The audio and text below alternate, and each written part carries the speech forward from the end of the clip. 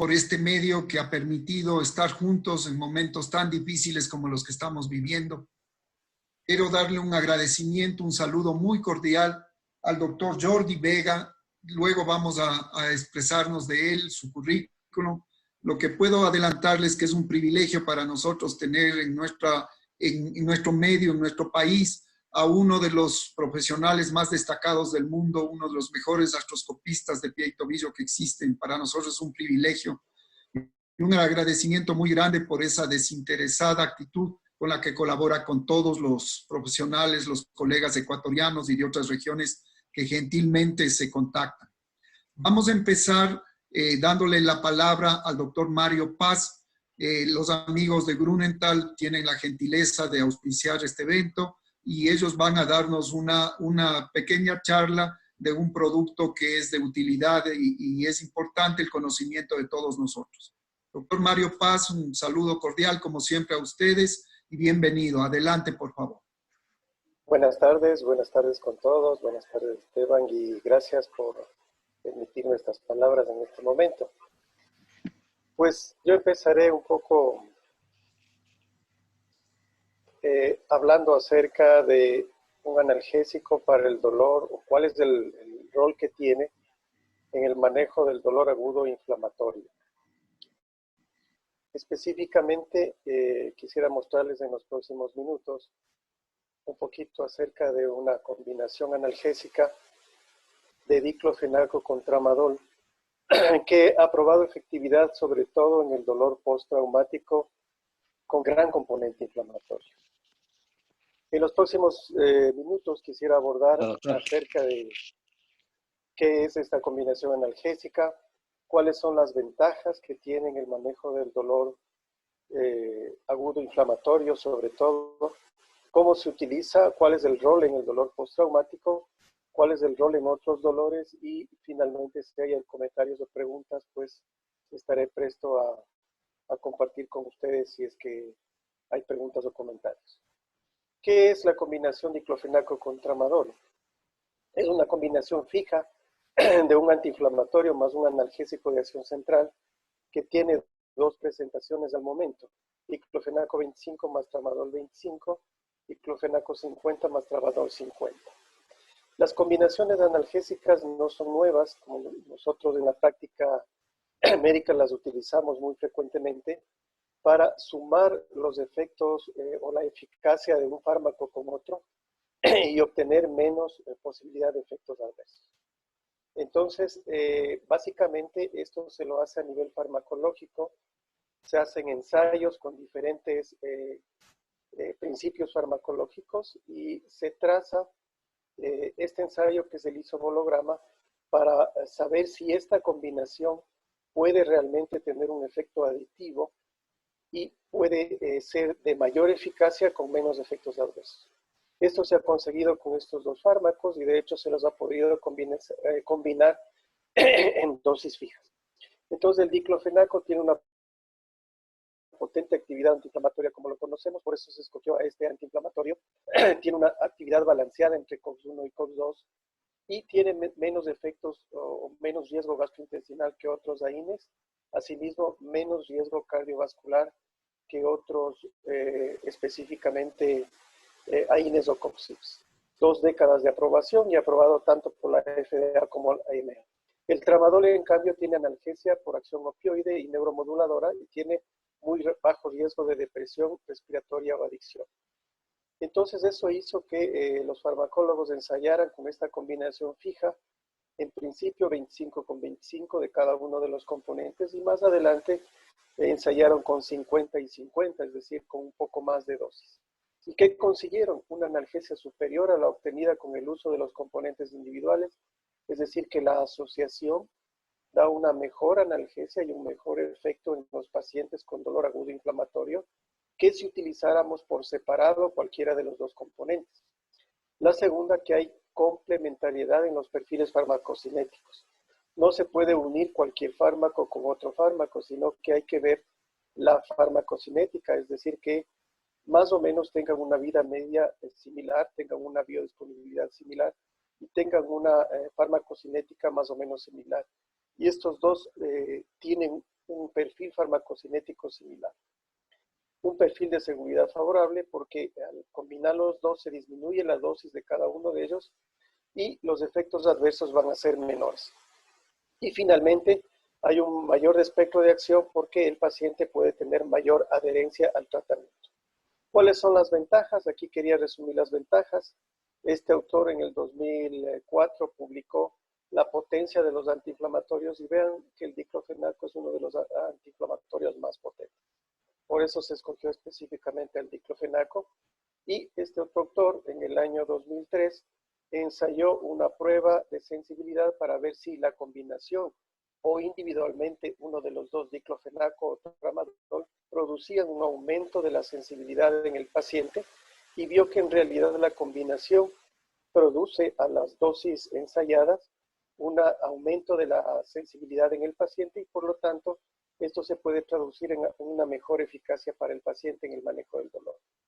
La segunda ventaja del uso de la seguridad gastrointestinal y cardiovascular, porque claro, al combinar, aquí se puede ver la seguridad del diclofenaco, tanto en la parte cardiovascular como gastrointestinal, porque siempre nos hemos preguntado, a ver, ¿cuál es más seguro de la parte gastrointestinal y cuál es más seguro con la parte cardiovascular?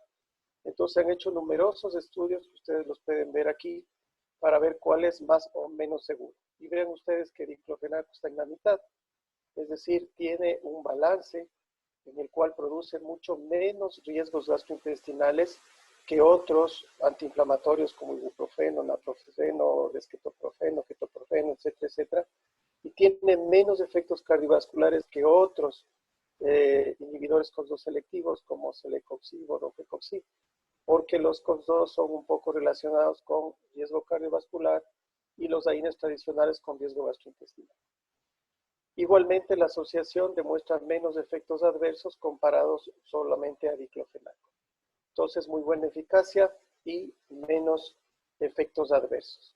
En cuanto a cómo administrarlo, el diclofenaco con tramadol puede venir de 25 con 25, se puede dar cada 8 horas, y el de 50 con 50 también se puede dar cada 8 horas. Esta gráfica nada más para mencionar que se hicieron numerosos estudios para ver el inicio de acción y vean ustedes que en 15 minutos la asociación tramadol con diclofenaco es altamente efectiva y empieza ya a tener su efecto de acción a diferencia de otros analgésicos como ibuprofeno, etoricoxib, ketoprofeno, etcétera, etcétera. ¿Y cuál es el dolor en el dolor agudo inflamatorio? Bueno, se lo puede utilizar y de hecho hay estudios en esguinces, y el tema es justamente el manejo post-esguinces, se lo puede utilizar tanto en el grado 1, en el grado 2 o grado 3 de los esguinces. En las luxaciones también tiene un rol muy importante en la ruptura del manguito rotador y incluso en algunas fracturas, sobre todo en las fracturas no desplazadas. Rol en otros dolores, aquí hay algunos estudios, por ejemplo, se hizo en dolor postoperatorio luego de el juanete de las bunionectomías. Este es un estudio que se hizo entre Chile, Colombia y Ecuador, se lo hizo como sede principal en el Hospital Luis Bernays en Guayaquil, y ahí se demostró que la combinación diclofenaco con tramadol es de buena ayuda en el dolor agudo postoperatorio de esta cirugía. Igualmente en las disectomías, esta combinación, ven ustedes este estudio publicado en esta revista en el año 99, pues se demuestra que esta combinación va muy bien luego de las disectomías. En definitiva, esta combinación es un buen antiinflamatorio y analgésico para dolor agudo, inflamatorio, eficaz en el alivio del dolor, acción rápida, ya les decía, a los 15 minutos, flexibilidad posológica y bien tolerado.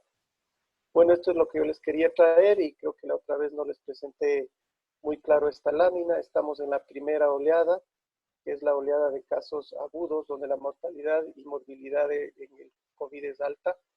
Pero luego nos vendrá una segunda oleada en la que nos estamos preparando con los pacientes demorados, con la restricción de recursos. Estará la tercera oleada con pacientes con problemas crónicos y la cuarta oleada que también ya empezó, donde están todo lo que se refiere a estrés postraumático, burnout, enfermedad mental y el impacto económico de esta crisis. A no perder las esperanzas y a cuidarse. Muchas gracias y si hay preguntas, pues encantado de mantener una conversación con ustedes. Muchas gracias, Mario. Como siempre, muy concreta, muy bien elaborada tu tu intervención y sé que va a ser de utilidad de todos. Vamos a seguir con el programa. Si hay alguna pregunta en el transcurso para Mario o para el conferencista principal, pues la iremos haciendo. Y como sabemos, tú nos vas a acompañar, así es que muchas gracias y como siempre, bienvenido. Bien, para presentar a nuestro siguiente conferencista, voy a tener el gusto de darle la palabra al doctor Diego Vivar. Diego Vivar es uno de los tantos alumnos aquí en el Ecuador que se ha beneficiado con las enseñanzas del doctor. Debo contarles una expresión de Santiago Ponce, uno de los chicos, de los jóvenes especialistas nuevos ecuatorianos en pie y tobillo. Cuando supo el nombre, se tomó de la cara y dijo, pero si es el mejor artroscopista de pie y tobillo que existe en el mundo. Así es que me quedo con esa expresión y le dejo a Diego que tenga la bondad de presentarle a nuestro invitado del día de hoy. Adelante, Diego, por favor. Buenas tardes a todos, buenas tardes, doctor Santos. Para mí es un gusto, es un honor, en realidad, presentarle a un especialista de esta magnitud a nivel mundial. Como dijo Santiago, es un especialista que ha formado especialistas a nivel mundial. Yo también he tenido el gusto de poder conocerlo personalmente. Para mí parece una persona muy, muy sincera y una persona que sabe explicar. Entonces, pues sin más, yo pienso que le podemos dar la palabra al doctor Jordi Vega para poder avanzar en el programa, pensaría. Gracias, Diego, gracias, Diego. Si me permites, Jordi, tengo un pedido muy especial de otro alumno tuyo, Alexander Soto, que quiere darte un saludo de 1 minuto, darle la bienvenida al país, aunque sea de forma virtual. Alexander, por favor. Gracias. Hola, Jordi. Un saludo muy especial de toda la gente ecuatoriana. Para nosotros es un verdadero gusto y un honor tenerte en la pantalla y poder disfrutar de esta charla, y el beneficio para nosotros es tu experiencia. Ya lo dijo el doctor Santos y lo dijo Diego, realmente nos orgullecemos de tenerte en esta pantalla y en este foro aquí en el Hospital Metropolitano, sabiendo de que eres realmente toda una autoridad en el tema de artroscopía. Bienvenido al Ecuador y bienvenido a esta conferencia. Un fuerte abrazo. Gracias. Muy bien, sin más, Jordi, atentos y con mucha ilusión de escucharte. Bienvenido. Adelante, por favor. Gracias. Bueno, en primer lugar, agradeceros a todos, especialmente al doctor Esteban Santos, por la invitación y una iniciativa fantástica por parte del Hospital Metropolitano de Quito, realizar estos webinars que realmente se están empezando a poner muy de moda en todo el mundo, y yo creo que es una grandísima iniciativa por vuestra parte realizarlos, y para mí es un placer enorme participar en estos. Como sabéis, aquí son las 10 de la noche, 10:15 prácticamente de la noche. Yo no sabía si realizar esta conferencia en pijama o con un trago, y como veis, no llevo pijama. O sea que me imagino que os estoy imaginando, estoy con una pequeña copa, pero bueno, daremos la conferencia igual. Yo espero que os interese. La conferencia que me pedisteis estaba muy relacionada con mi trabajo habitual, que es el tratamiento de las secuelas de los esguinces de tobillo. Voy a intentar compartir con vosotros la presentación. Aquí la tenemos. Ok. Yo me imagino que la estáis viendo. ¿Sí? Sí, perfectamente bien. Adelante, por favor. Perfectamente. Okay. Perfecto. Pues, como os decía, es uno de los temas que yo habitualmente más trabajo, que es el tratamiento de las secuelas de los esguinces de tobillo. A ver, vamos a ver si... Ahí está. Bueno, como todos vosotros sabéis, el esguince de tobillo es un problema muy habitual en nuestras consultas, en los servicios de emergencias de los hospitales, en las clínicas. Y aquí podéis ver, por ejemplo, este es el último, las semifinales del Open americano femenino, y esta es Serena Williams, y como en uno de los trances de juego sufre un esguince en el tobillo derecho. Ella continuó jugando porque, lógicamente, no era la primera vez que sufría un entorses de tobillo, y probablemente a pesar de las molestias y con el estrés del partido, pues siguió jugando y de hecho ganó el partido. Pero los esguinces de tobillo no son una cosa banal. Fíjense que aproximadamente se calcula que entre el 10 y el 15% de esos esguinces de tobillo van a acabar con una inestabilidad tal cual conocemos nosotros actualmente. La inestabilidad de tobillo no es un problema menor, es un problema importante en el tobillo porque es una patología que es muy iatrogénica en el tobillo y que provoca muchos cambios degenerativos. Y no solo cambios degenerativos, sino que provoca otra serie de consecuencias.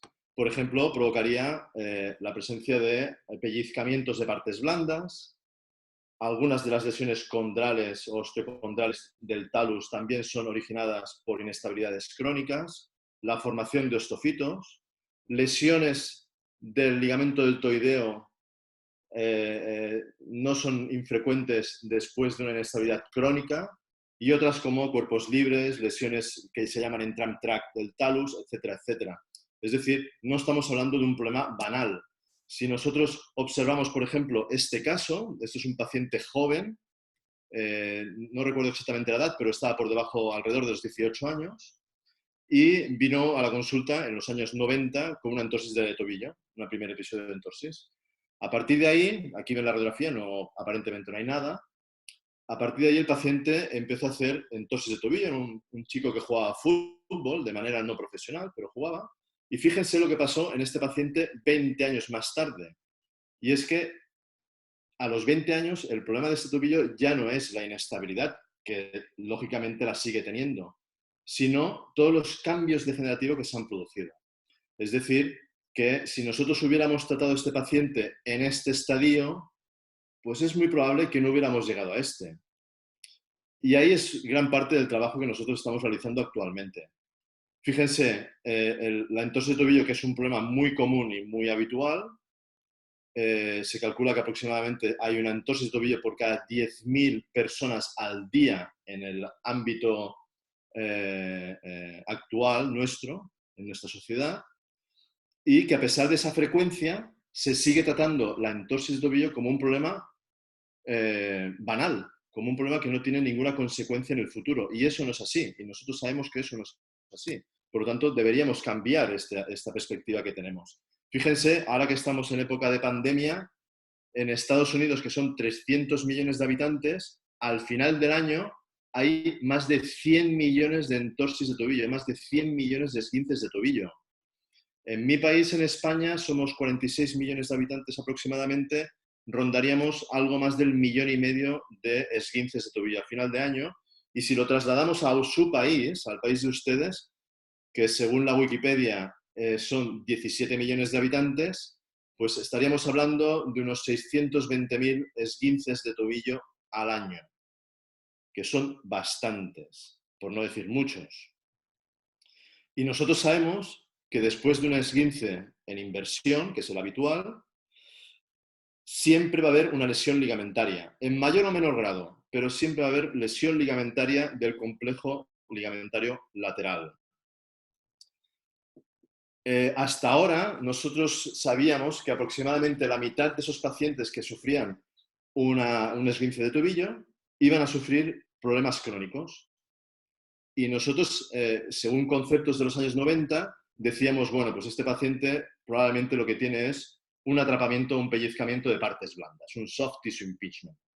Nosotros sabemos actualmente que si bien eso es posible, lo más habitual es que estos pacientes tengan una lesión ligamentaria que provoca una inestabilidad en un grado más o menos importante, pero provoca una inestabilidad. Es lo que hemos llamado una microinestabilidad de tobillo. Esa microinestabilidad de tobillo, como dice su palabra, es una inestabilidad en un grado menor y se produce después de un esguince de tobillo como consecuencia de una lesión únicamente del fascículo superior del ligamento talofibular anterior o peroneo astralino anterior. Ese fascículo superior se lesiona y a partir de ahí empieza a dar problemas de tobillo. Cuando el paciente es sintomático, porque no siempre un paciente después de un esguince de tobillo va a tener sintomatología, pero cuando es sintomático va a referir un dolor en la zona anterolateral, con una sensación de inestabilidad, con esguinces de repetición, y siempre que ustedes vean ese paciente, tienen que sospechar que probablemente tiene una inestabilidad en un grado menor. Para entender lo que es una inestabilidad, una microinestabilidad, tenemos que referirnos a las bases anatómicas. Yo tengo la gran suerte de trabajar en la Universidad de Barcelona, en el Departamento de Anatomía, y estas disecciones que ustedes van a ver son de mi compañero Miqui Dalmau, que era uno de los alumnos de nuestro estimado Pau Golanó, anatomista conocido mundialmente. Pues bien, todas estas disecciones que ven, como esta, aquí lo que se observa es una hiperdisección del área para ver exactamente cómo son los ligamentos. Pero esta no es la realidad. La realidad es que aquí tenemos cápsula, tenemos arterias, tenemos tendones, tenemos fibras que conectan esos ligamentos y vamos a ver lo que sucede. Fíjense, en esta hiperdisección, aquí tendríamos el ligamento talofibular anterior, peroneo astralino anterior, con sus dos fascículos, el fascículo superior y el fascículo inferior. Entre estos dos fascículos hay un pequeño espacio y por ese espacio corre lo que se llama la arteria peronea. Esa arteria peronea, cuando se rompe por el mecanismo de inversión de la lesión, produce el clásico hematoma en la zona lateral. Es decir, que cuando ustedes ven estos grandes hematomas en la zona lateral, tienen que pensar que el mecanismo de inversión ha roto el fascículo superior del peroneo extraño anterior, ha alcanzado la arteria y también la ha roto. Y a partir de ahí, pues es probable o es posible que haya alcanzado incluso el fascículo inferior del peroneo extraño anterior. A continuación tendríamos el ligamento calcáneo fibular y si nosotros rotamos el tobillo veríamos el talo fibular posterior. Pues bien, como les he dicho, esto no es la realidad, esto es una hiperdisección del área. Pero si nosotros somos conservadores y conservamos la cápsula y todos los tejidos de alrededor, como hacemos en esta disección, e inyectamos la cápsula articular con aire, vamos a poder delimitar exactamente la cápsula articular. Ahí es lo que están viendo. Una vez está delimitada esa cápsula articular, si nosotros empezamos a disecar para separar y levantar la cápsula, como hacemos aquí, lo primero que va a aparecer, ahí está abierta la cápsula, ya ha desaparecido el aire, lo primero que aparece es el fascículo superior del talo fibular anterior. Ese fascículo superior, por lo tanto, es intracapsular, está dentro de la articulación. Y por este motivo, nosotros cuando hacemos una artroscopía y vamos a la gotera lateral, lo podemos ver aquí. Si nosotros vamos más allá y vemos cómo se relaciona ese fascículo superior, que como hemos visto es intraarticular, vemos que tiene una gran relación con esta estructura, que es ligamento tibio-peroneo anterior, el ligamento de la sindesmosis, el anterior. Esta estructura es el fascículo inferior de ese ligamento tibio-fibular anterior, que también es una estructura interarticular y que nosotros podemos ver artroscópicamente en la gotera lateral. Esto sería el maleolo. Aquí tendrían ese fascículo distal del tibio fibular, que los americanos llaman ligamento de Bassett, y aquí tendrían ese fascículo superior del ligamento talofibular anterior. Esto sería una visión normal. Esta imagen de aquí del maleolo, esto no sería la punta del maleolo, el maleolo lateral es una estructura, no la podemos ver artroscópicamente, es más distal y más lateral. Y ustedes lo que tienen que ver como normalidad es esta correlación. No hay una correlación de fibras, es decir, las fibras de este ligamento de Bassett no se continúan con las del talo fibular anterior, pero sí hay una imagen visual de continuidad debido al tapizamiento de este tejido sinovial. Cuando ustedes hagan una artroscopía y vean esta gotera lateral, si esta imagen no está o está alterada, es que hay una lesión ligamentaria. En contraste con ese fascículo superior del ligamento talofibular anterior, tendríamos el fascículo inferior. El fascículo inferior y el calcáneo fibular y el ligamento calcáneo fibular son dos estructuras extraarticulares. Y no solo son extraarticulares, sino que además están conectadas entre ellas. Y están conectadas por unas fibras arciformes, que son fibras similares al ligamento, que las conectan. Esas conexiones lo que van a provocar es que cuando uno mueva el tobillo, se transmita la energía de un ligamento al otro. De modo que siempre va a estar en tensión, esos dos ligamentos siempre van a estar en tensión. Este complejo ligamentario que forman ese fascículo inferior del talo fibular anterior y el calcáneo fibular con esas fibras de conexión entre ellos, es lo que nosotros hemos llamado el complejo ligamentario lateral fibro-talo-calcáneo. Si ustedes se fijan en este vídeo, aquí vemos la disección, hemos mantenido las fibras de conexión, movilizamos en flexión plantar y dorsal. Si nosotros hacemos un zoom de la zona, vamos a ver otra cosa. Vamos a ver además cómo el fascículo superior, que ustedes ven aquí, se relaja en flexión dorsal y se tensa en flexión plantar. Mientras que ese complejo ligamentario fibro-talo-calcáneo lateral siempre se va a mantener en tensión gracias a esas fibras de conexión. Lo pueden ver, me imagino. Aquí se ve muy bien cómo se relaja, se tensa en flexión plantar y se relaja en flexión dorsal ese fascículo superior. Por lo tanto, una cosa que nosotros debemos tener en cuenta es que el fascículo superior del ligamento talo-fibular anterior trabaja de manera separada del resto del complejo ligamentario. Es decir, no tiene nada que ver el fascículo superior con el inferior del ligamento peroneo astranio anterior. El fascículo superior es una estructura interarticular que se relaja en flexión dorsal y se tensa en flexión plantar. Mientras que el complejo ligamentario, ese fascículo inferior del talo fibular anterior, el calcáneo fibular y sus fibras de conexión, siempre se mantienen tensas y es una estructura extraarticular. Por lo tanto, son dos ligamentos diferentes. De hecho, tanto es así, nosotros hemos realizado recientemente un estudio biomecánico según este concepto y nos hemos dado cuenta de que este fascículo superior fundamentalmente lo que controla es la rotación interna del talus, no la traslación anterior, que también la controla pero con menor grado. Mientras que el complejo ligamentario controlaría básicamente la traslación anterior. Es decir, cuando ustedes están explorando un paciente que tiene una gran traslación anterior, piensen que se ha lesionado este complejo ligamentario. Lógicamente, antes de lesionarse el complejo ligamentario, se va a lesionar el fascículo superior. De ahí que nosotros hemos propuesto una nueva terminología anatómica.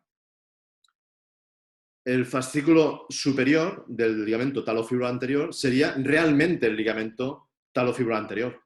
Ese ligamento peroneo astranio anterior es solo el fascículo superior, porque el fascículo inferior, el calcáneo fibular y las fibras de conexión forman el complejo ligamentario fibro-talo-calcáneo lateral. Si nosotros observamos esta nueva terminología, vemos como de la inmensa mayoría de los pacientes que nosotros tratamos actualmente con el diagnóstico de inestabilidad de tobillo, más del 90% solo tienen la lesión del fascículo superior, de esta estructura, no del resto. Del resto hay aproximadamente un 9,4% de los pacientes. Es decir que la mayoría de los pacientes que nosotros tratamos los estamos tratando con el diagnóstico o supuesto diagnóstico de microinestabilidad. No tienen una macroinestabilidad. Esto yo creo que luego vamos a discutirlo, pero es muy interesante como muchos pacientes que nosotros exploramos y que nos da la sensación de que tienen una gran inestabilidad, cuando los operamos solamente tienen una lesión del fascículo superior.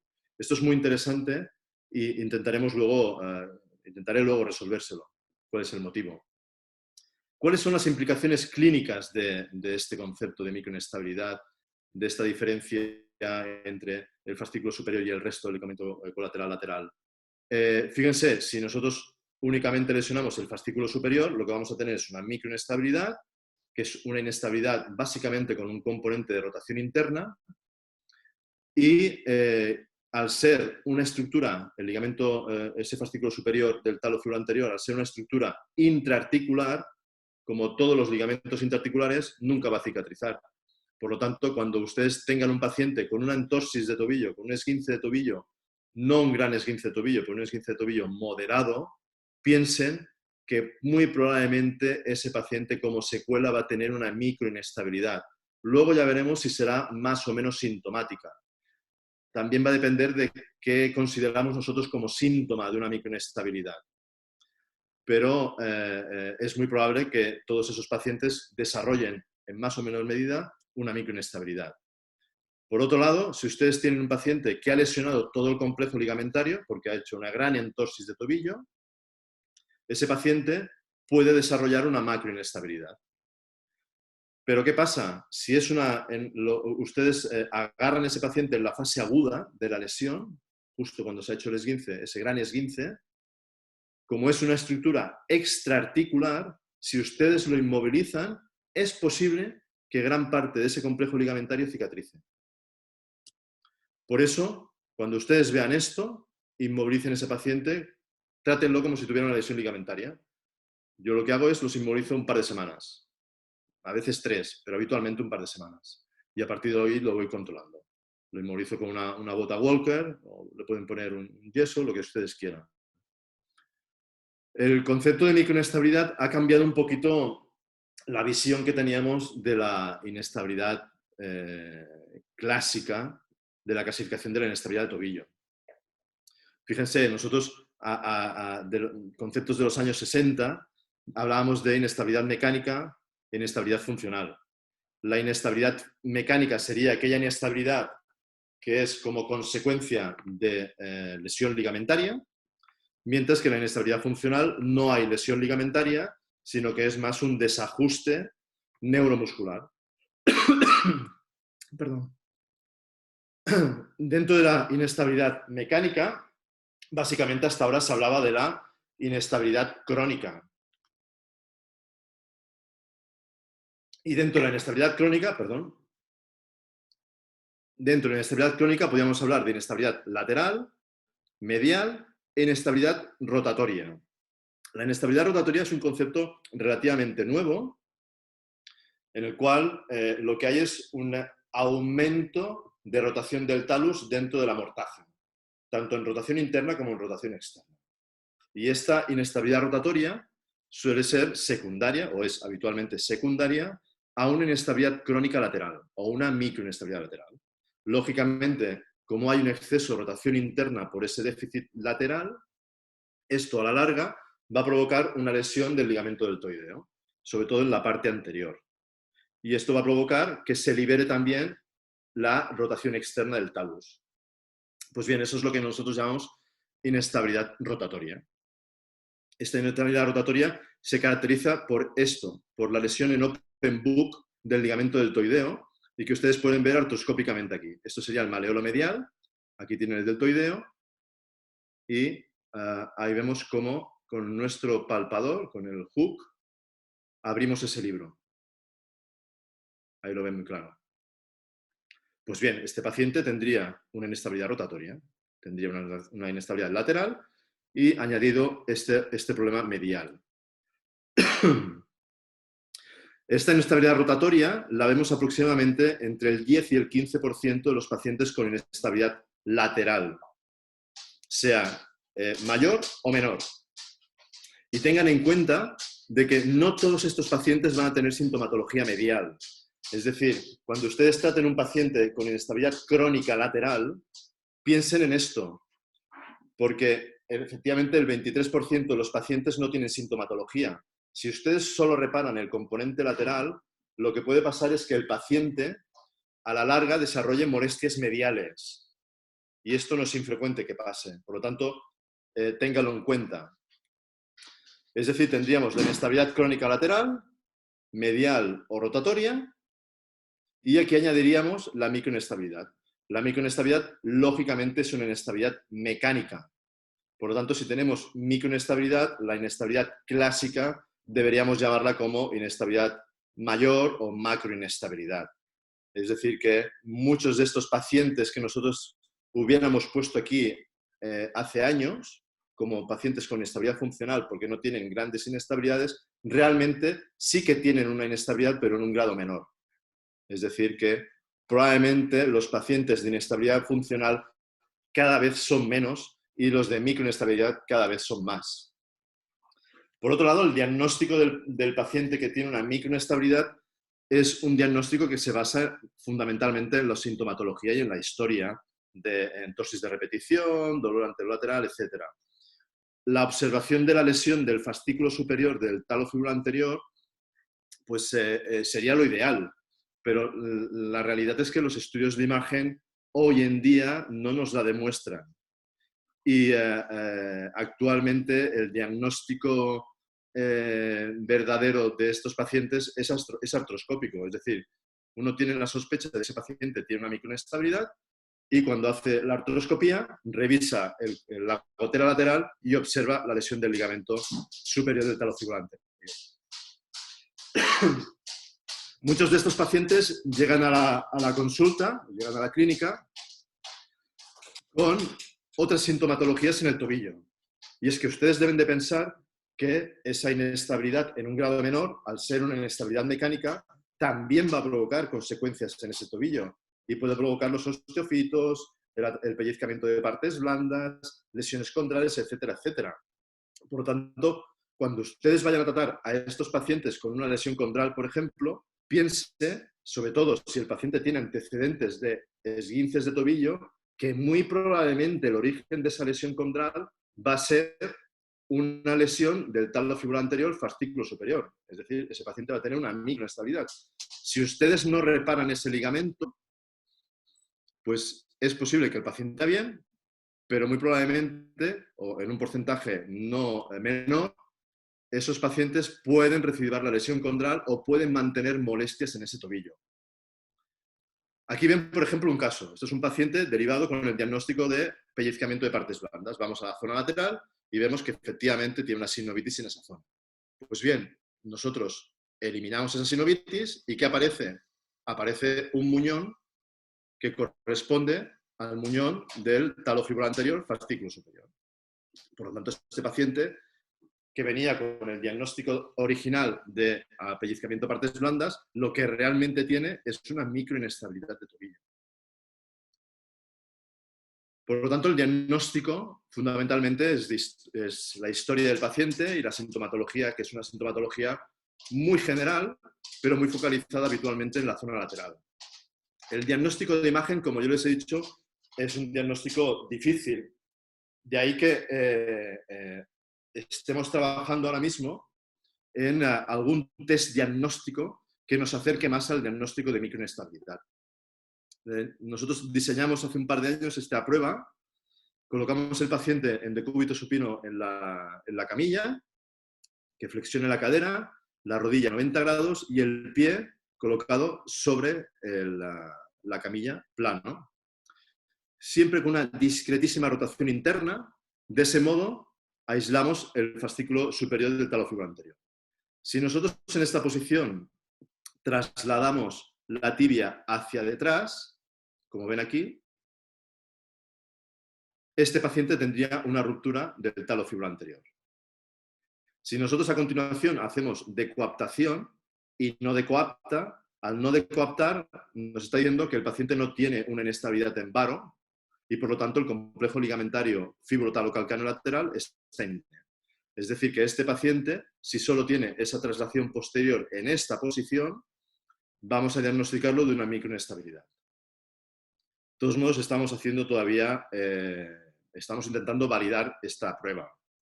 Los estudios radiológicos de estrés no sirven para nada para el diagnóstico de microinestabilidad. De hecho, yo no los solicito ni para el diagnóstico de una inestabilidad mayor, porque si realmente el paciente es inestable, ya lo sabemos, no hace falta hacer un estudio radiológico en estrés, ya se ve, ya te lo está diciendo el paciente que es inestable. Las pruebas de imagen, la resonancia, la ortoresonancia, el escáner, todas estas pruebas, habitualmente es muy difícil que sean diagnósticas. Fíjense, esto es una resonancia convencional y aquí en este caso sí que vemos el fascículo superior y cómo aquí hay una lesión. Pero esto no es lo habitual. Fíjense, esto es el mismo paciente, una resonancia convencional, una ortoresonancia, que sería una resonancia con contraste intraarticular. Esto sería el peroneo astralarino anterior, pero el fascículo inferior, no es el fascículo superior. Aquí tendrían el peroneo astralarino posterior. Aquí tendrían parte del calcáneo fibular.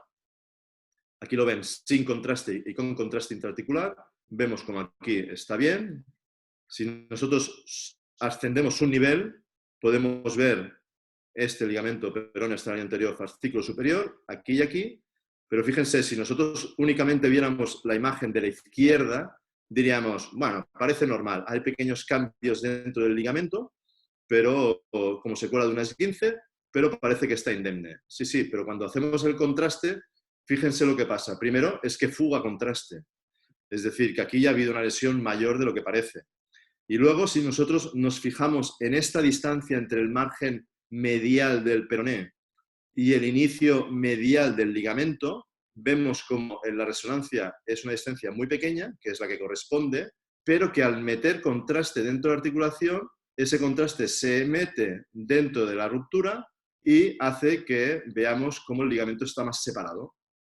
Por lo tanto, este paciente tendría una lesión del fascículo superior. Esto sería lo que nosotros llamamos un grado 2.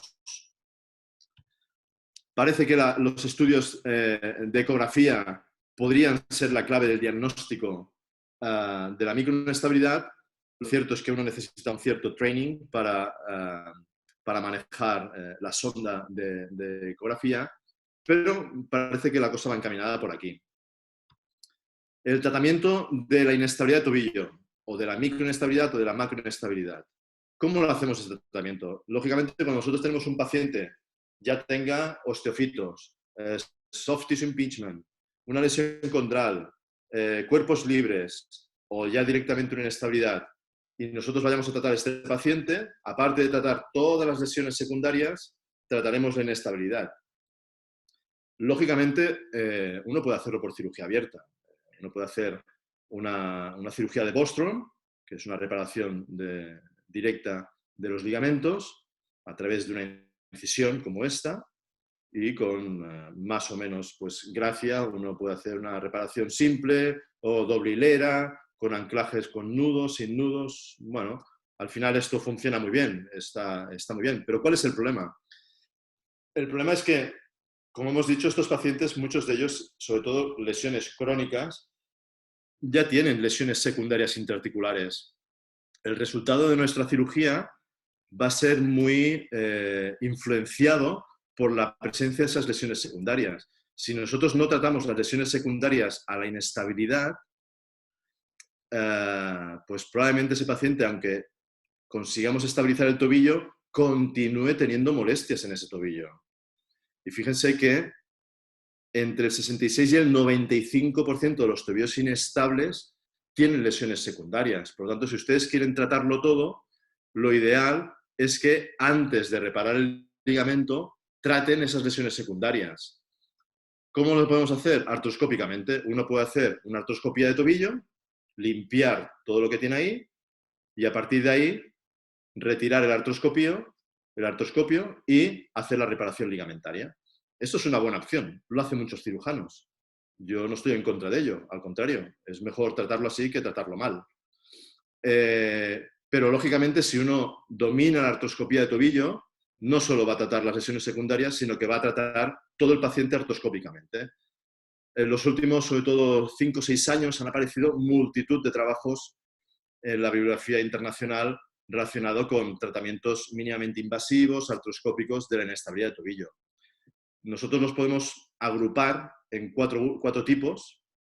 Estaría el shrinkage artroscópico, o lo que en España le llamamos termorretracción, que es darle calor a las estructuras para que se replieguen y cojan tensión. Esto funciona muy bien, sobre todo, o funciona muy bien. La verdad es que lo cierto es que yo no creo mucho en el shrinkage, pero hay algunos cirujanos que lo utilizan en pacientes que son hiperlaxos. Pero realmente si el paciente tiene una lesión ligamentaria, lo que hay que hacer es repararlo. No hay que darle tensión con calor, hay que reparar el ligamento. La otra opción sería una técnica mixta, percutánea y artroscópica, que es una técnica muy válida, lo hacen muchos americanos. Es lo que hay una compañía muy conocida a nivel mundial que se dedica a la artroscopía y que tiene una técnica que tiene el nombre de Arthur Bostrom y que utilizan muchos americanos. Tendríamos la técnica completamente artroscópica, el All Inside Arthroscopy Repair, que es una técnica que diseñamos hace ya pues, prácticamente 10 años y que está teniendo mucho auge en los últimos 3 o 4 años. Y finalmente tendríamos la reconstrucción. La reconstrucción sería una ligamentoplastia, es decir, sustituir los ligamentos lesionados por un tendón o de cadáver o del propio paciente. Yo siempre recomiendo, si es posible, hacer la reparación, es decir, conservar el tejido que tiene el paciente, que tiene todas sus estructuras neurológicas y repararlo si es posible. Si no hay tejido que reparar, pues lógicamente tendremos que hacer una ligamentoplastia, pero si hay tejido para reparar y es un tejido viable, repárenlo, es mucho mejor para el paciente. Aquí les muestro, esto es un vídeo que ustedes pueden descargarse en GBGS Essential Surgical Techniques, que muestra paso a paso cómo es la técnica de la reparación completamente artroscópica del ligamento colateral lateral. Lo que hacemos es, estos son los landmarks del paciente, tibial anterior, es el límite lateral de los extensores, línea articular, y aquí tendríamos maléolo medial, maléolo lateral. Esto es el repair del nervio peroneo superficial, que siempre tienen que localizarlo, portal anteromedial, portal anterolateral medial al repair del nervio y lateral al repair de los extensores, y luego hay un tercer portal, que es un portal accesorio lateral, que lo hacemos, localizamos la punta al maléolo lateral y aproximadamente a 1,5 centímetros y justo anterior, ahí realizaríamos ese portal accesorio. Ese portal accesorio que lo ven aquí, con una aguja, en esta visión artroscópica. ¿De acuerdo? Ahí tienen el portal accesorio. Una vez tienen todo esto, a través del portal anterolateral, introducen un pasador de sutura que penetra ese fascículo superior, en este caso. Ese fascículo superior ya está penetrado. Ahí lanzamos el nitinol del pasador de sutura y lo recuperamos a través del portal accesorio. Una vez lo tenemos recuperado, en el loop del nitinol introducimos un hilo de alta resistencia doblado por la mitad. Ya lo tenemos pasado. Recuperamos a través del portal anterolateral el nitinol y con él va a ir acompañado la sutura. Una vez tenemos ese paso hecho, a continuación desde el portal anterolateral recuperaríamos las suturas que todavía quedan en el portal accesorio. De modo que tenemos en el portal anterolateral el bucle y los finales de la sutura. A continuación introduciríamos uno de los finales dentro del bucle y tiraríamos de esos finales. Al tirar de los finales, el bucle desciende y agarra el ligamento, como ustedes van a ver aquí. Ahí ya lo tenemos agarrado. Una vez está agarrado, desvidamos la zona del footprint de ese talofibular anterior fascículo superior y una vez ya está desvidado con nuestro shaver, hacemos un túnel para introducir nuestra ancla, nuestro tornillo. Yo utilizo anclas sin nudos y por lo tanto primero agarramos el tejido y al final introducimos el ancla. Si ustedes utilizan un ancla que requiere hacer nudos, primero van a tener que introducir el ancla y luego pasar las suturas a través del ligamento. Bueno, una vez ustedes han hecho el túnel para su ancla, le dan tensión a la sutura y una vez han dado tensión, introducen por impactación, en este caso, el anclaje. Y aquí ya lo tendrían reparado. Con esta técnica, lógicamente, es muy fácil reparar ese fascículo superior, que aquí ya lo ven reparado. pero también pueden reparar lesiones completas del ligamento talofibular anterior. Fíjense, eso es una lesión completa. Aquí verían los tendones peroneos en el fondo de esa gotera lateral. Aquí tendrían el ligamento calcáneo fibular. Si ustedes aumentan esa ventana, van a verlo mucho mejor, lógicamente. Pero si ven el calcáneo fibular, pues lo pueden agarrar. Ahí lo tienen. Y lo agarramos con una pinza de estas automáticas, que es mucho más fácil hacerlo con este tipo de pinza que no con un pasado de sutura estándar. Ahí ya pasan directamente la sutura y hacen lo mismo que hemos visto antes. Tienen la sutura está doblada por la mitad, tienen un final y un bucle, introducen unos finales dentro del bucle y al tirar el bucle desciende y agarra el ligamento. Si ustedes repiten esa maniobra con todos los ligamentos, pues aquí lo tienen. Calcáneo fibular, fascículo inferior del talo fibular anterior y fascículo superior del talo fibular anterior aquí, en esta zona de aquí. Estas dos suturas son las que formarían el complejo ligamentario que yo les he explicado antes, ese complejo ligamentario fibrotalocalcáneo lateral. Por lo tanto, esas dos suturas van a ir siempre con el mismo anclaje. Ese anclaje va a ir algo más distal al anclaje del talo fibular anterior, el fascículo superior. Una vez ustedes hacen el túnel, introducen el primer anclaje con esas 4 suturas que tienen ahí para reparar el complejo ligamentario. Y una vez han reparado ese complejo ligamentario, desbridan el footprint del fascículo superior, el footprint fibular del fascículo superior, y introducirían el segundo ancla, que es el que corresponde al fascículo superior. Aquí ya tendríamos el complejo ligamentario reparado, esta zona de aquí, el footprint del fascículo superior y el túnel para el fascículo superior. Y esto es exactamente igual que antes. Bueno, una vez esto está reparado, aquí vamos a ver si lo vemos aquí bien. Ahí lo ven reparado ya, el fascículo superior. Es decir, en este paciente lo hemos reparado todo. Aquí ven un caso, un paciente con una inestabilidad, antes de operar, lógicamente. Ahí lo ven. Y cómo en el posoperatorio inmediato nosotros chequeamos y ese tobillo ya se ha vuelto estable. Y no solo eso, sino que la movilidad se mantiene. No hemos limitado la movilidad como algunas técnicas que reparan la inestabilidad, pero limitan la movilidad. Con este tipo de técnica eso no sucede. Ese es el posoperatorio habitual de estos pacientes. Yo les coloco una inmovilización provisional durante 2 o 3 días y luego se cambia por una bota tipo Walker que se mantiene durante 3, máximo 4 semanas. El apoyo de la extremidad habitualmente lo autorizo a partir de la 2ª semana, pero si antes no tienen ningún problema y lo toleran bien, podrían realizar antes la carga.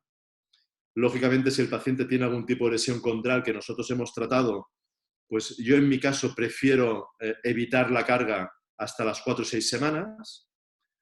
La fisioterapia la suelen empezar una vez ha pasado ese tiempo de inmovilización. Y si los pacientes hacen deporte, les autorizo a empezar a hacer algo de actividad deportiva sin contacto a los 2 meses y con contacto a partir de los 3.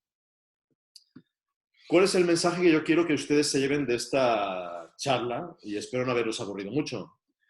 Primero, tengan en cuenta que la entorsis de tobillo es un problema muy habitual.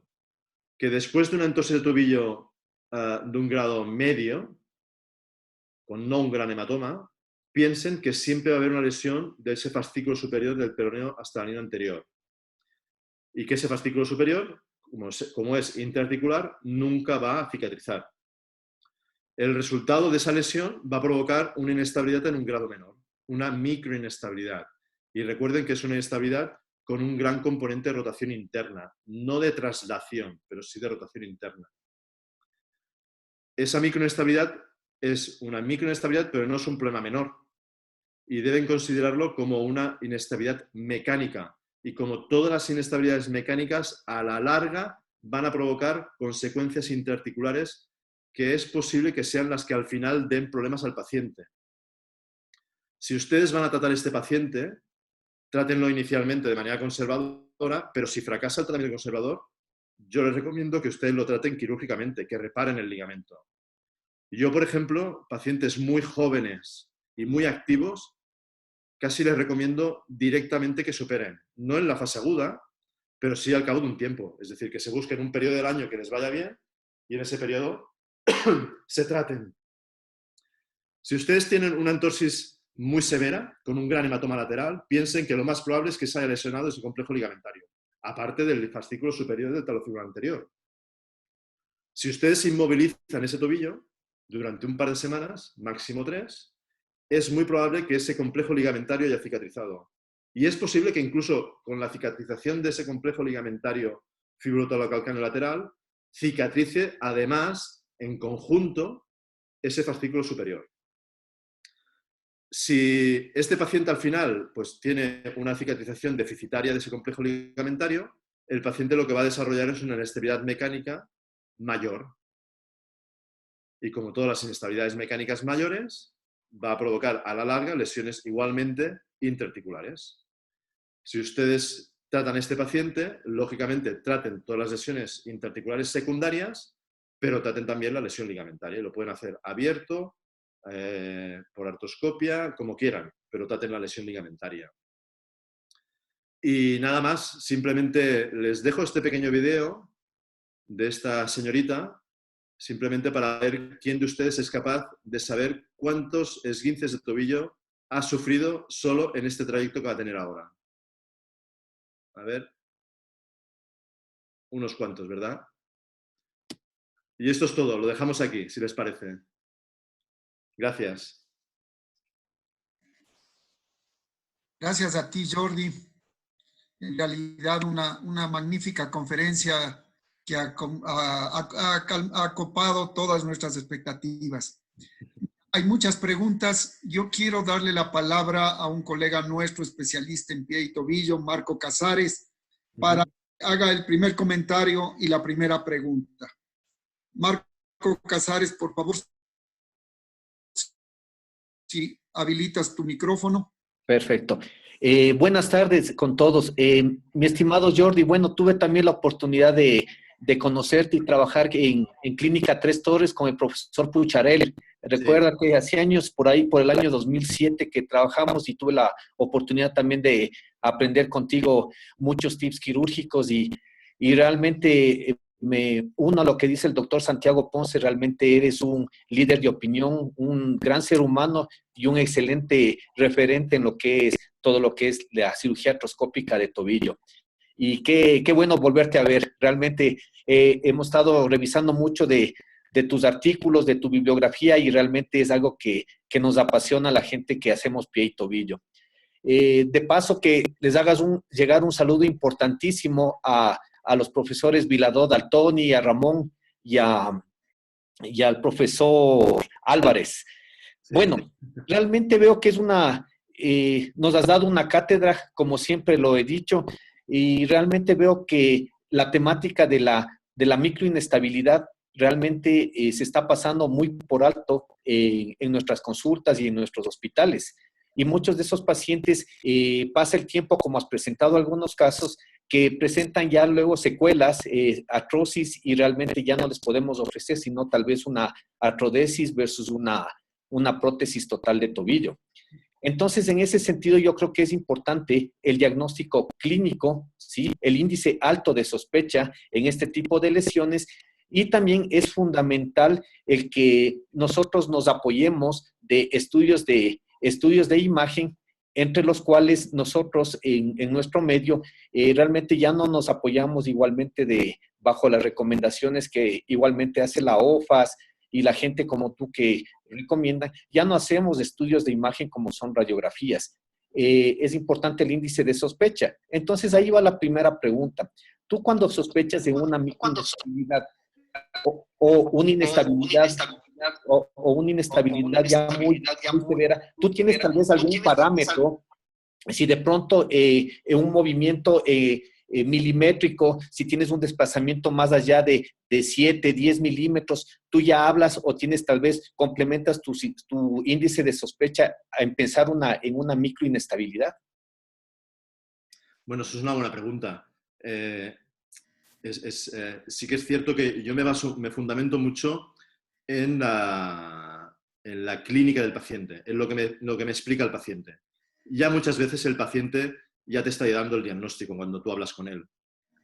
La exploración es muy poco demostrativa de una microinestabilidad, muy poco demostrativa. Es más, yo cuando realizo esa maniobra que os he enseñado, ese posterior driver test, con una discreta rotación interna, siempre lo comparo con el contralateral, suponiendo que el contralateral es normal y no ha tenido nunca ninguna entorsis de tobillo. Pero claro, cuando hablas con el paciente y te dice no, y el otro también me lo he torcido varias veces, hostia, pues claro, ahí ya la cosa cambia, ¿no? Ya esa prueba ya te la tienes que creer, pero ya no te la crees tanto, ¿no? Estudios radiológicos, yo siempre hago estudios radiológicos convencionales en carga, pero como os he dicho, no hago estudios radiológicos en estrés.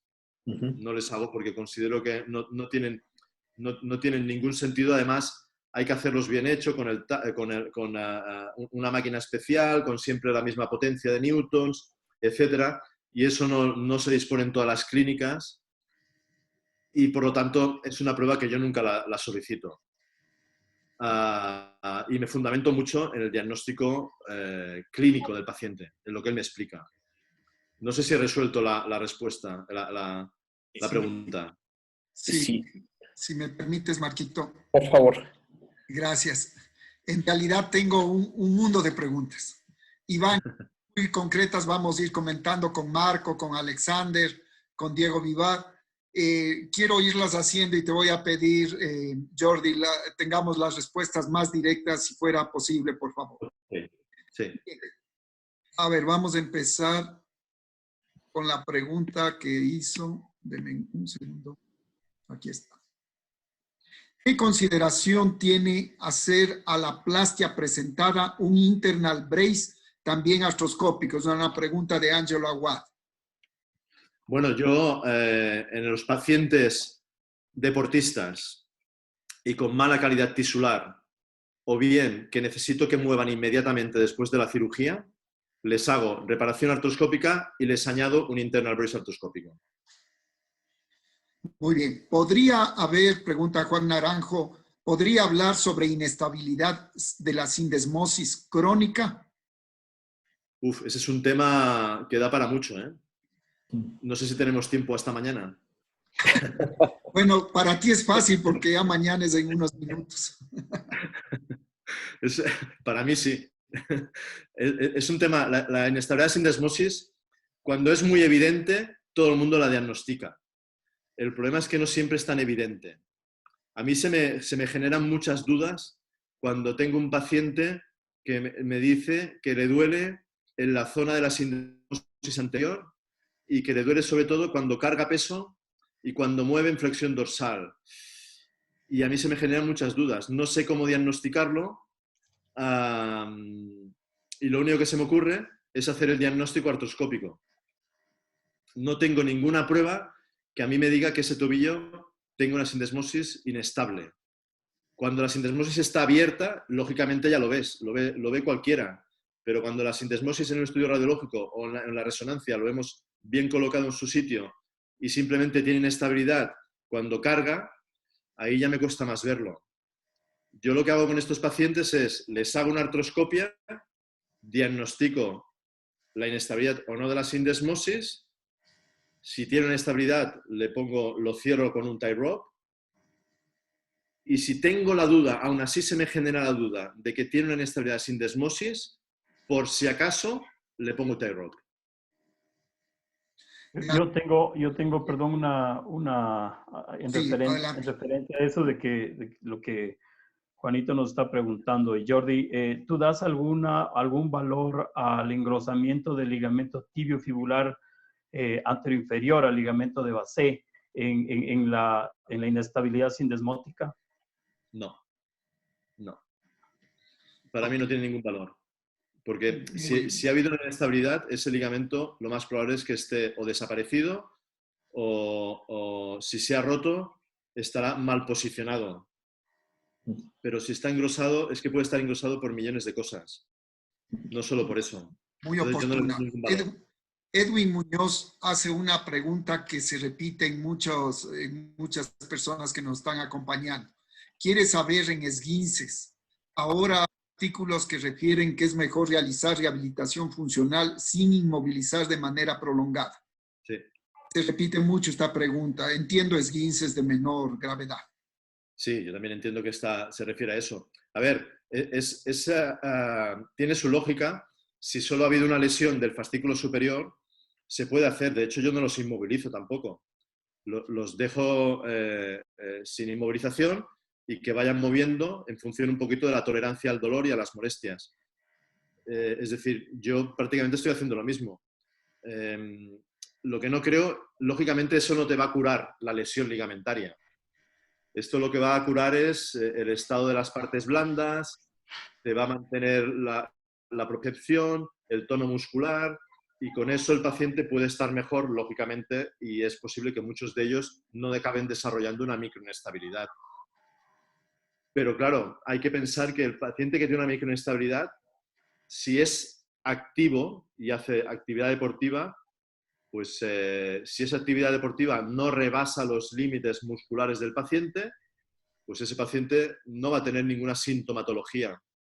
Mientras que si ese paciente no tiene una suficiente potencia muscular, una suficiente propiocepción, pues a partir de ahí es posible que el paciente desarrolle alguna molestia como consecuencia de la microinestabilidad. Es un tema que es muy complicado. Necesitaríamos mucho rato y discutir en una mesa todos juntos sobre este tema. Pero ya les digo, es decir, yo a los pacientes con lesiones menores los inmovilizo solo como tema analgésico. Pero si no tienen dolor, no los inmovilizo. No los inmovilizo. Esta es una pregunta que quisiera oír el criterio de los tres amigos que nos están acompañando. Es una pregunta de Edison Ortiz, que es una cosa que la estamos viviendo mucho, probablemente porque hay muchos casos que no fueron bien tratados. Pero él dice, ¿cuál es su criterio en el uso de vendaje en los deportistas de élite? Todos los futbolistas se les enseña que tienen que vendarse y vendarse bien. ¿Sirve, no sirve?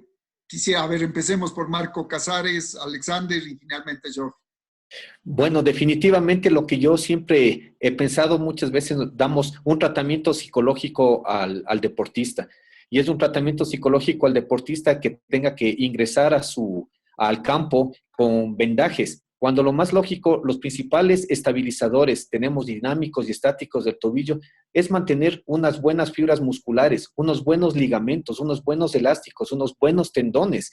Si es que nosotros hacemos un buen manejo de todos los mecanismos estabilizadores del tobillo, no necesariamente, ¿para qué vamos a necesitar el uso de vendajes? Entonces yo pienso que más bien eso se va ya más hacia la faceta psicológica del deportista, pero yo pienso que lo más importante y lo que recomiendo personalmente yo y de acuerdo a las guías que se dan es hacer un buen fortalecimiento muscular para que de esa manera nuestros pacientes, nuestros deportistas practiquen su disciplina deportiva sin necesidad de utilizar vendajes. Entonces, personalmente ese es mi criterio. Perdón, tenemos a Diego Vivar que no me salía su señal. ¿Qué opinión tienes, Diego, de esto? Bueno, claro, pues como ya dijo Marco, en realidad los deportistas hay que trabajar mucho la parte psicológica, inclusive en las lesiones que se puedan dar. Yo concuerdo mucho con Marco que la terapia física y la rehabilitación y la preparación que tengan los deportistas es fundamental para esta patología, pues. Muy bien. Le voy a pedir a Jordi, luego volvemos con otra pregunta para Alexander. ¿Alguna acotación sobre este punto? Y perdón, antes de que tú intervengas, le pido a Fidel Cayón que por favor le habilite a Santiago Ponce, otro de tus alumnos que ya logró hacerle dormir a la bebé.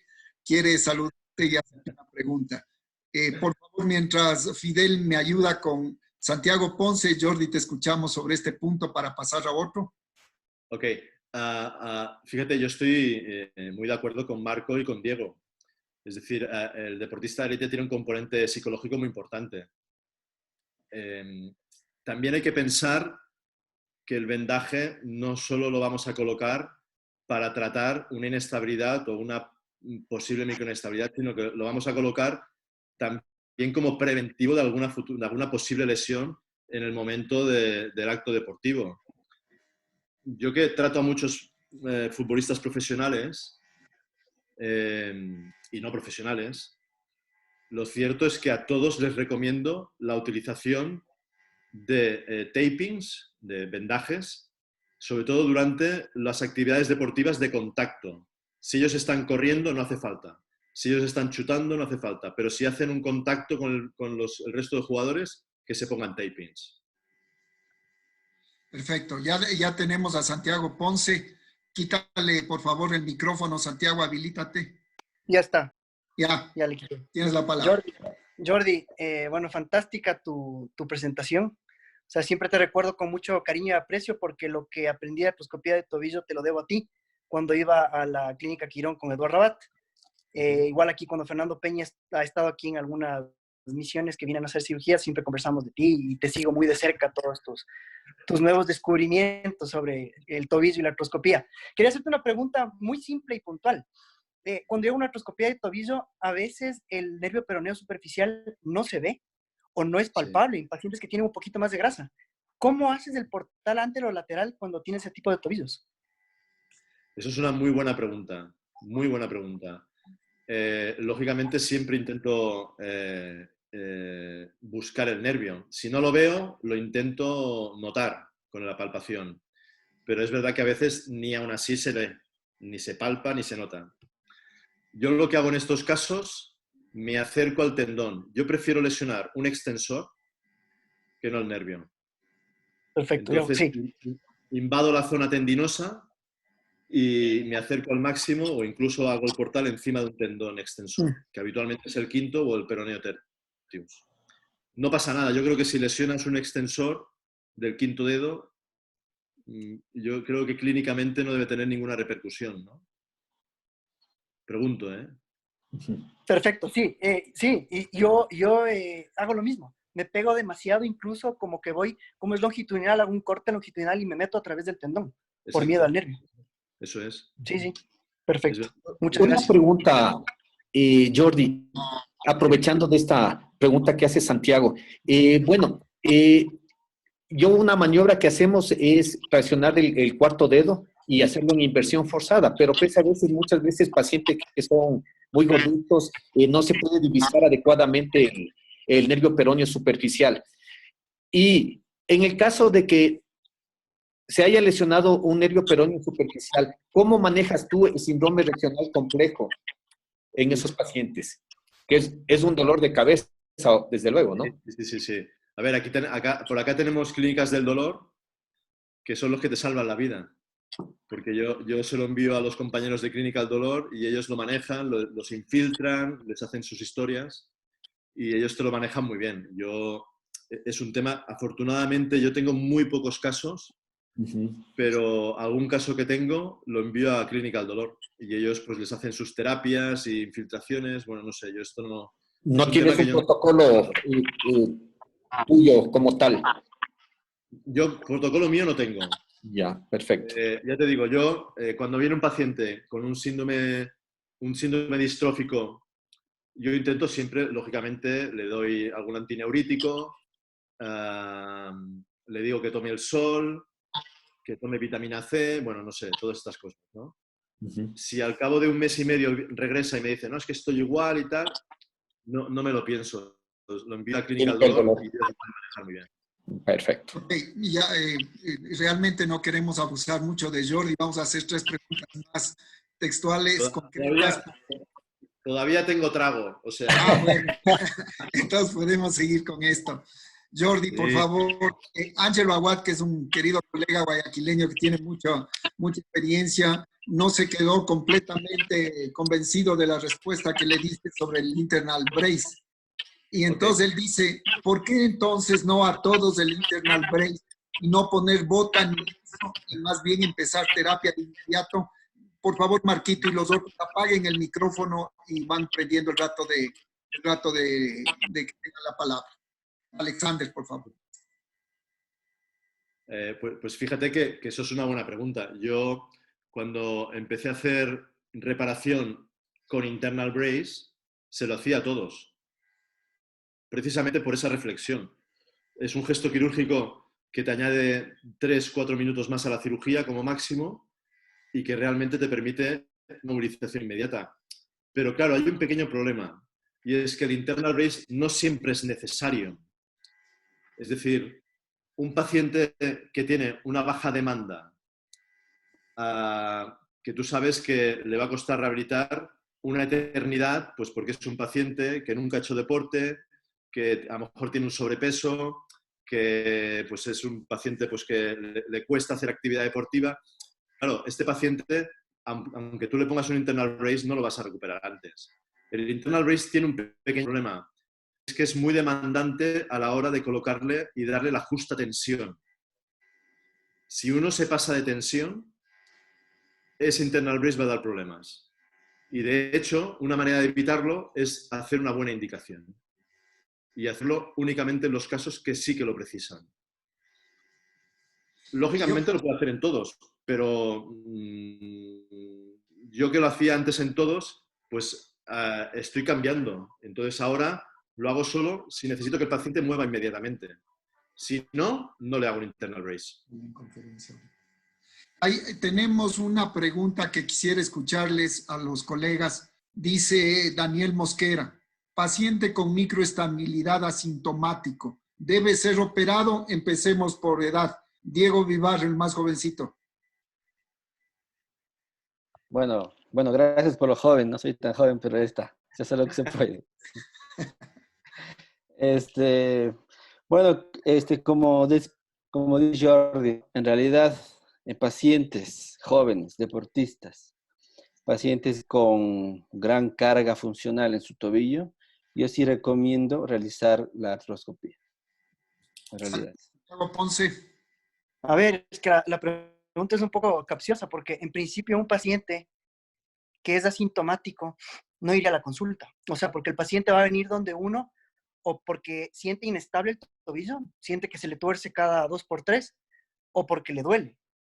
Entonces, si es que el paciente viene porque le duele, es porque puede tener un pinzamiento de partes blandas, pinzamiento óseo, lo que sea, una lesión osteocondral, o porque se le tuerce el tobillo. Entonces, o sea, una molestia sintomática es un poco difícil, ¿no? O sea, de responder esa pregunta. Ok, Alexander.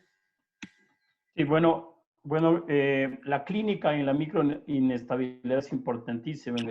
Justamente en el artículo que tiene Jordi en el Foot Ankle Cirurgy habla justamente sobre el paciente que es sintomático desde el punto de vista que tiene un dolor anterolateral constante, un paciente que tiene esguinces a repetición y que pues la macro inestabilidad no es tan visible, pero en esos pacientes que son sintomáticos, sin tener una movilidad tan importante, esos son los catalogados como microinestabilidad. Entonces, si un paciente no se presenta a la consulta con esa sintomatología, pues prácticamente el paciente no la está viviendo. Yo pensaría así.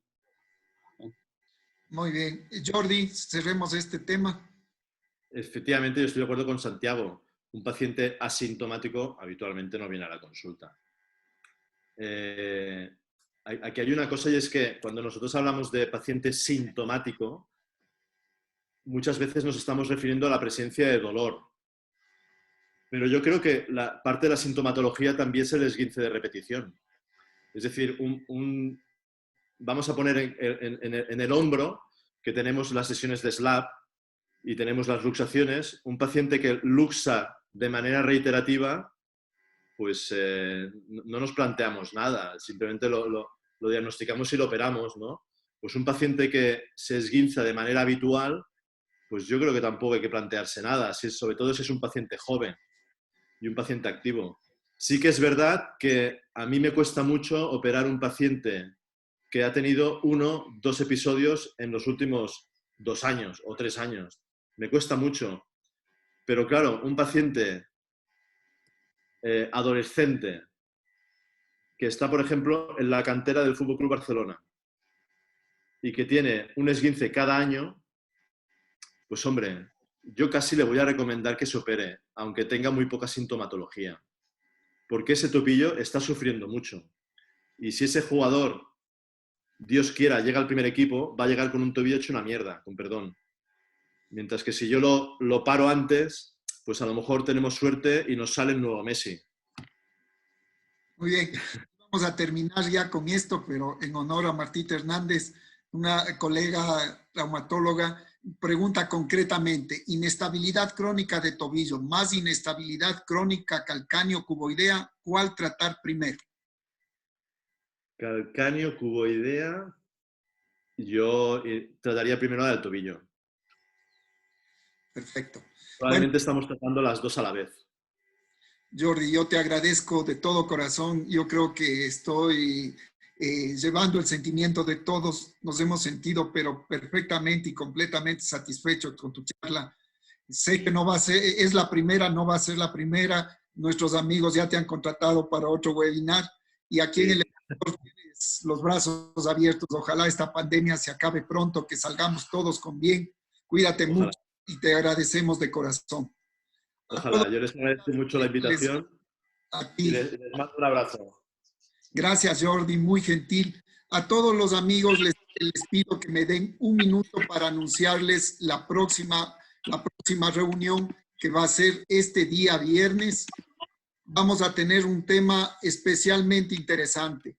Se trata, déjenme ponerles aquí, vamos a hacer conjuntamente con la Academia Escolar de Alemania este viernes 24 en el horario consabido a las 3 de la tarde para nosotros, a las 5 para Uruguay, a las 22 para España. Vamos a tener dos conferencistas internacionales, el doctor Guillermo Egea, que es argentino-español.